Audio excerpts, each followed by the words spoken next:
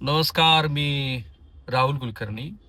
तब्बल 39व्या वेळा म्हणजे आज सहित मिस्टर ट्रम्प यांनी इराण सोबतचा आमचा करार जवळ आला आहे अशी घोषणा केली होती. किमान 7 वेळेला आणि त्यातल्या 3 वेळेला तर इराणची सगळी संस्कृती नष्ट करू, इराणच्या ढमक्या बेटावरती आम्ही आज रात्री हल्ले चढवू. फार कशाला, काल सुद्धा त्यांचं जे महत्वाचं बेट आहे की जिथून त्यांचं पूर्ण तेल इतर जगामध्ये पाठवलं जातं, तिथं अगदी शेवटच्या क्षणापर्यंत मिस्टर ट्रम्प हे हल्ला करतील करतील करतील असं होतं. पण ट्रम्प यांनी ऐन वेळेला ते ऑपरेशन अबॉर्ट केलं. आता ह्याच्यात नवीन काय आहे, तर नवीन एवढंच आहे की आज 39व्या वेळेला मिस्टर ट्रम्प यांनी इराण सोबत करार झालेला आहे आणि मुस्तफा खमेनी यांनी त्या करारावरती स्वाक्षरी केली असं म्हटलं. बरं, ते एवढ्या पुरतं मर्यादित असतं तर आपण पण आता दुर्लक्ष केलं असतं. पण त्याच्यात एक महत्वाची बाब घडली आहे, ती म्हणजे युरोपामध्ये अमेरिकेची 4 विमानं दाखल झाली आहेत. यावेळेला पाकिस्तान नाही, म्हणजे इस्लामाबाद किंवा कराचीमध्ये नाही आहे, तर युरोपमध्ये ह्या करारावरती स्वाक्षरी होणार आहे. सो गेल्या 2 दिवसातल्या घडामोडी जर बघितल्या तर आपण पुन्हा एकदा आशावादी होऊ शकतो की मिस्टर ट्रम्प आणि इराण यांच्या दरम्यान काहीतरी करार झाला आहे आणि त्या करारावरती आता शेवटचा हात फिरवणं सुरू आहे. अर्थात इराणनं पुन्हा त्यांची जी इर्ना नावाची वृत्तसंस्था आहे, सरकारी माध्यम आहे, त्या माध्यमांनी म्हटलं की असं काही झालेलं नाहीये. त्यामुळे ह्या दोन्ही गोष्टी बॅलन्स करत करत नेमकं काय घडलंय ते मला तुम्हाला सांगायचंय. त्यासाठी अर्थातच तुम्ही नेहमीप्रमाणे ज्यांनी केलं नाही त्यांनी चॅनल सबस्क्राईब करा, ज्यांनी बेल आयकन दाबलेलं नाही त्यांनी ते दाबावेत. आणि सगळ्यात महत्वाचं, जो तुमचा आमच्यावरती विश्वास आहे, तब्बल 4 कोटी लोक प्रति महिन्याला आमच्या सगळ्या वेगवेगळ्या सोशल मीडिया प्लॅटफॉर्मवरती आम्हाला फॉलो करतायत, पाहतायत. आणि सगळ्यात महत्वाचं, जे वेगवेगळे लोक आमचे व्हिडिओ त्यांच्या प्लॅटफॉर्मवरती शेअर करतायत, त्याची आकडेवारी जोडली तर ती तेवढीच होईल. म्हणजे जवळपास 7-8 कोटी लोक दर महिन्याला आमचे हे व्हिडिओ पाहतायत, त्याबद्दल तुमचे आभार. सो आज काय झालं, एक व्हर्च्युअल रॅली होती. त्या रॅलीमध्ये मिस्टर ट्रम्प बोलत होते आणि मिस्टर ट्रम्प यांनी आज पहिल्यांदा सांगितलं की मोज्तबा खामेनी यांनी त्या करारावरती सही केली. सुरुवातीला 19 कराराचे पॉइंटर्स होते, करारातले 19 पॉइंटर्स होते, मग ते 15 झाले आणि वगैरे वगैरे करत ते 4 वरती घोडं आडलं होतं. त्या आडलेल्या घोड्यामध्ये 2 महत्वाच्या बाबी होत्या. एक, स्ट्रेट ऑफ हॉर्मुझ वरती संयुक्तपणे निगराणी ठेवायची का, आणि जर ठेवायची असेल तर मग इराणला तुम्ही तिथे कर वसुलीची परवानगी देणार का. आणि दुसरा महत्वाचा मुद्दा होता ते म्हणजे परमाणु बॉम्ब, अणुबॉम्ब जे कथितरित्या इराण बनवू इच्छित आहे, त्याचं काय करायचं. सो आज मिस्टर ट्रम्प यांनी सांगितलं आहे की इराणनं तयारी दाखवली आहे की ते अणुबॉम्ब बनवणार नाहीत.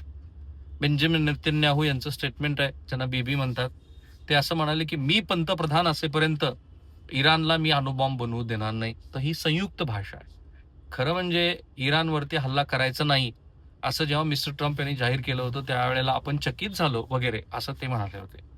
अर्थात इराणकडून अधिकृतपणे याची घोषणा झालेली नाही. इराणनी एवढंच म्हटलंय की आमची चर्चा सुरू आहे. अर्थात दिसतं असं आहे की दोन्ही बाजूला ते युद्ध नको आहे, पण इराणकडून ते जितकं ताणलं जाईल तितकं ताणण्याचे प्रयत्न सुरू आहेत, कारण त्यांना काहीतरी हवंय. त्यांना काय हवंय, एक म्हणजे जगभरामध्ये त्यांची जी संपत्ती गोठवलेली आहे ती संपत्ती त्यांना मुक्त करून हवी आहे. नंबर 2, अमेरिकेचं जे मध्य पूर्व मधलं वर्चस्व आहे त्या वर्चस्वामध्ये तडजोडी करून अमेरिकेच्या वर्चस्वातले काही धागे उसवता आले ते त्यांना हवे आहेत. भविष्यामध्ये ठीक आहे, अणुबॉम्ब आम्ही नाही बनवणार, कारण आयातुल्ला अली खामेनी हयात असताना त्यांनी घोषित केलं होतं की आम्हाला काही अणुबॉम्ब करायचा नाहीये. पण त्यांना असं म्हणणं होतं त्यांचं की सिव्हिल न्यूक्लिअर जो यूज आहे, म्हणजे ऊर्जा निर्मिती, बाकी काय इरेडिएशन वगैरे वगैरे अशा सगळ्या गोष्टीसाठी आम्हाला त्या अणुऊर्जेचा वापर करायची परवानगी द्या. आणि मग अमेरिका म्हणाली की नाही, असंही तुम्हाला करता येणार नाही. तर ह्या सगळ्या कॉन्टेक्स्टमध्ये हे जे 2-3 कळीचे मुद्दे होते त्याचं काय झालं आहे ह्याबद्दलचं कुठंही सुतोवाच होत नाही. कदाचित माझ्या मते जर असा करार होणार असेल तर 2-3 बाबी ह्या इराणच्या दिशेनं बाजूनं पण जातील. नंबर 1, इराणची जगभरामध्ये जी संपत्ती गोठवलेली आहे, 40 बिलियन वगैरे डॉलर म्हणतात, तर ती अमेरिका कदाचित मुक्त करेल. 2, जो काही ह्या युद्धादरम्यान अमेरिकेच्या आणि इस्रायलच्या संयुक्त कारवाईमध्ये इराणचं नुकसान झालं आहे त्याच्या बदल्यामध्ये इराणला काही नुकसान भरपाई दिली जाईल. त्याचा फायदा पण अमेरिकन कंपन्यांना होईल.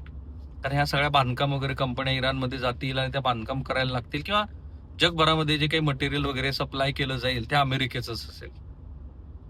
याबरोबर अमेरिकेला हे दाखवता येईल की अरे बघा, आम्ही ते अणुबॉम्ब जे काही बनवणार होते ते कायमचं त्यांना थांबवलं. पण माझ्या मते सगळ्यात मोठा जर इराणला कुठला फायदा होणार असेल तर तो हा आहे की त्यांची धर्म आधारित असलेली जी राजवट आहे, ज्याचं पूर्ण नियंत्रण IRGC कडे गेलेलं आहे, त्या IRGC ला आणि त्या धर्म आधारित राजवटीला पहिल्यांदा लिजिटिमसी मिळेल, त्याला अधिकृत मान्यता मिळेल, की जी गेली 40 वर्षामध्ये मिळालेली नव्हती. आता हेच ते लोक आहेत की जे जगाच्या व्यासपीठावर अमेरिकेच्या प्रतिनिधीला खांद्याला खांदा लावून बसतील आणि बोलतील आणि चर्चेत भाग घेतील. हे अमेरिकेला अपेक्षित होतं का? माझ्या मते नाही. त्यांना असं अपेक्षित होतं की धर्म आधारित सगळी व्यवस्था तिथे नष्ट व्हावी, त्या ठिकाणी लोकशाही आधारित असलेली व्यवस्था यावी, जे काही झालेलं नाहीये. आणि अशा लोक आधारित व्यवस्थेच्या आधारावरती इराणचा कारभार आपल्या हातामध्ये ठेवावा, तेही झालेलं नाहीये. परमाणु बॉम्ब बनवण्याबद्दलची संदिग्धता जी काही असेल ती अजूनही कायम आहे. त्यामुळे ही सिच्युएशन अमेरिकेपेक्षा इराणसाठी जास्त महत्वाची, त्यांचा एक प्रकारच्या अस्तित्वाचा जो भाग होता त्याला मान्यता देणारी आहे. आणि अर्थात मिडल ईस्टमध्ये त्यांच्या हातामध्ये जे शस्त्र सापडले, मी तर म्हणेल की ते परमाणु बॉम्बपेक्षा तुर्तास ते शस्त्र त्यांच्या दृष्टीनं फार लिथल आहे. ते आहे स्ट्रेट ऑफ हॉर्मुझ. स्ट्रेट ऑफ हॉर्मुझचं महत्व आत्ता जगाला लक्षात आलं. आता वर्षभरानंतर कुवेत आणि मस्कतमधनं त्याला पर्याय शोधण्याचे प्रयत्न सुरू आहेत अशी माझी माहिती आहे. पण ते होईपर्यंत स्ट्रेट ऑफ हॉर्मुझचं महत्व कायम राहील. आणि त्यामुळं अमेरिकेला पण याची जाणीव आहे की स्ट्रेट ऑफ हॉर्मुझच्या रूपानं जो नवा आपण त्यांना शस्त्राचा भाग दिला आहे त्याचं काय करायचं, तिथे कर लावणार का वगैरे वगैरे, कारण सध्या तरी स्ट्रेट ऑफ हॉर्मुझ बंद आहे.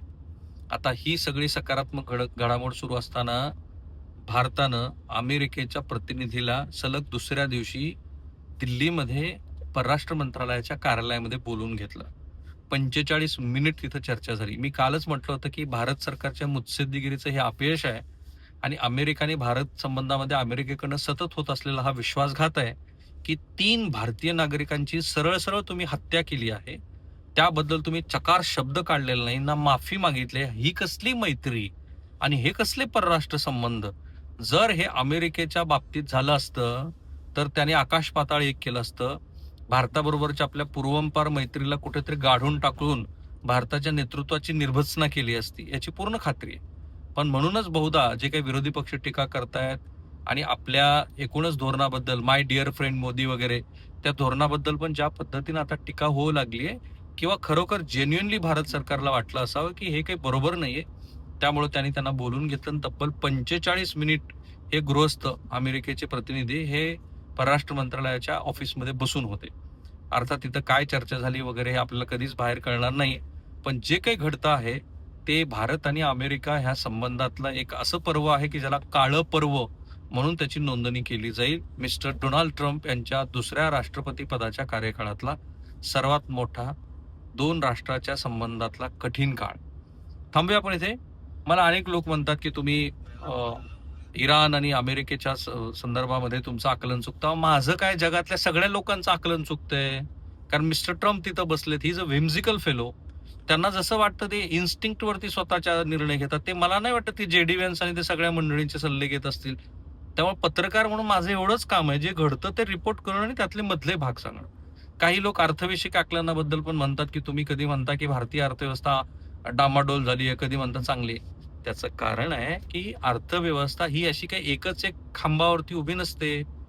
तो जो काही तंबू आहे तो अनेक आधारावरती उभा असलेला तंबू आहे. त्यातले काही तंबू जे पिलर आहेत ते नसतात चांगले, काही पिलर चांगले पॅरामीटर्स दाखवतात, त्यालाच अर्थशास्त्र म्हणतात. त्यामुळे ते समजून घ्या आणि चॅनल सबस्क्राईब करा. थांबूया आपण. Thank you. Have a nice day.